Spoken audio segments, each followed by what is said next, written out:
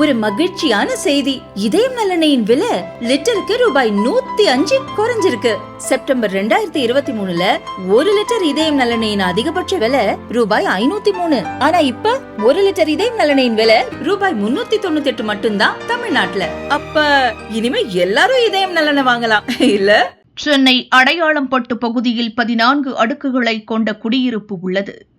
இங்கு 10வது தளத்தில் 43 வயதான மோனிஷா என்பவர் குடும்பத்துடன் வசிக்கிறார்.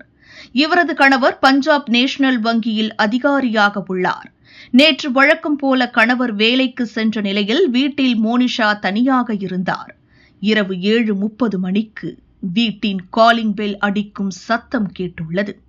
கணவர்தான் வந்துவிட்டார் என நினைத்து கதவை திறந்துள்ளார்.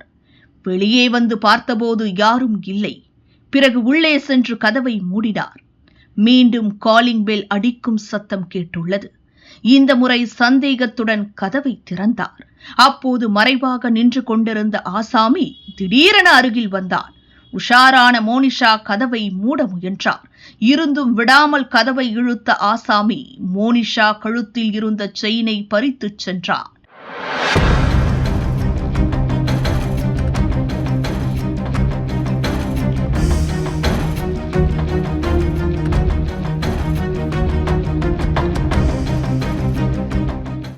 மோனிஷா கொடுத்த புகாரின் அடிப்படையில் வானகரம் போலீசார் சிசிடிவி காட்சிகளை ஆய்வு செய்தனர். சிவப்பு நிற சட்டை, கருப்பு குல்லா அணிந்த ஆசாமி செயின் பறிப்பில் ஈடுபட்ட காட்சிகள் கிடைத்தது. அதை வைத்து போலீஸ் நடத்திய தேடுதல் வேட்டையில் சதீஷ் என்கிற சச்சினை கைது செய்தனர்.